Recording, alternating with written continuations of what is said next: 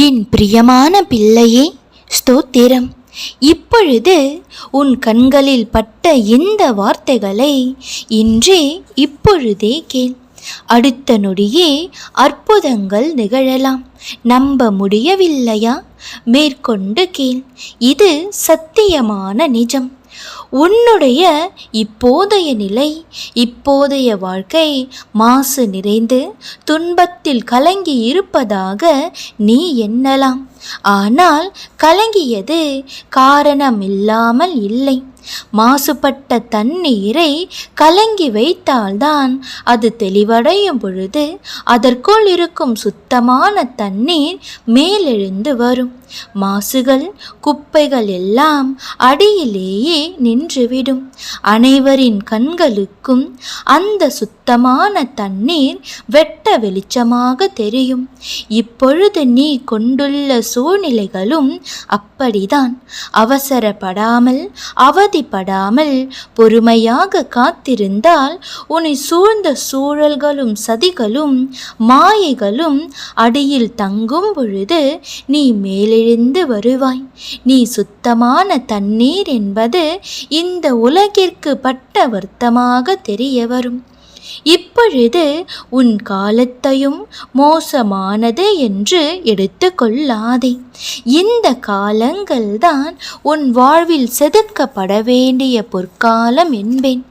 என்ன அப்பா, இத்தனை கஷ்டப்படுகிறேன், இதுவா என் வாழ்வின் பொற்காலம் என்றுதானே கேட்கிறாய்? ஆம் கண்மணி, இப்பொழுது நீ அனுபவம் என்ற முத்தை கடலுக்குள் சென்று எடுக்கும் காலம். இப்பொழுதுதான் சிற்பியை தேடிக்கொண்டு இருக்கிறாய். நீ விரைவில் முத்துக்களை எடுப்பாய். இது என் சத்திய வாக்கு. உன்னை கரசேர்க்க என்ன இயலாத காரியத்தையும் உனக்கு அருளி அற்புதங்களை நிகழ்த்துவேன். கடலெனும் துன்பத்தில் மூழ்கி இருக்கும் நீ வெற்றி என்னும் முத்தை எடுத்து கொண்டுதான் கரை சேருவாய். அதுவரையிலும் நான் மூழ்கிக் கொண்டிருக்கிறேன், எனக்கு நீச்சல் தெரியாது, இப்படியே மூழ்கி விடுவேனா என்றெல்லாம் பதற்றப்படுகிறாய். சற்று அமைதியாக சிந்தித்து பார். இரு கரங்களையும் பற்றி கொண்டு உனக்கு முன்னால் நான் சென்று கொண்டிருப்பதை நீ உணர்வாய். உன் கரங்கள் என் கரங்களில் பத்திரமாக இருக்கும் பொழுது, இறுக பற்றி கொண்டு இருக்கும் பொழுது நீ எப்படி அம்மா முழுகுவாய்? நீ முத்தெடுத்து வெளிவரும் வரை நான் உன்னை விட்டுவிட மாட்டேன். இது நாள் வரை நீ செய்து கொண்டு இருந்தாய் என்று தெரியுமா?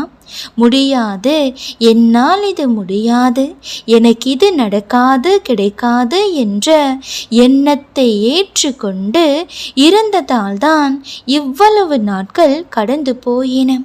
உனக்கே தெரியாமல், உன்னை அறியாமல் எதிர்மறையான எண்ணங்களை உன் இலக்கினை நோக்கி வீசிக்கொண்டே இருந்தாய்.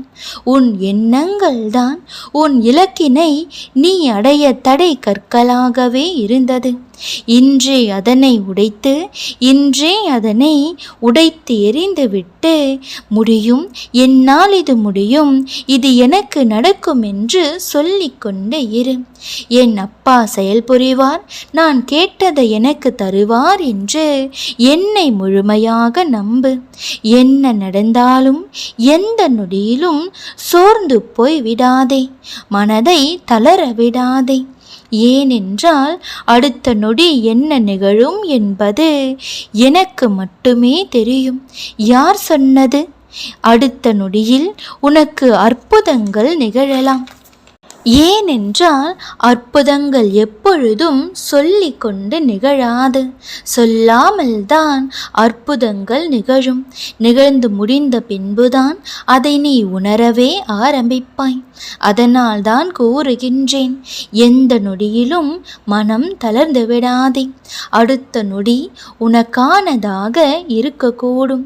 கடந்து போன காலத்தில் நடந்தவற்றையெல்லாம் நினைத்து நினைத்து உருகிக்கொண்டு இருப்பதை விட எதிர்காலத்தில் அடுத்தடுத்து என்ற சுவாரஸ்யத்தில் சந்தோஷமாக கடந்து வா. இதோ உனக்கான இன்றைய என் வாக்கு தத்தம். கூப்பிடுகின்ற எளியவனையும் உதவியற்ற சிறுமையானவனையும் அவர் விடுவிப்பார்.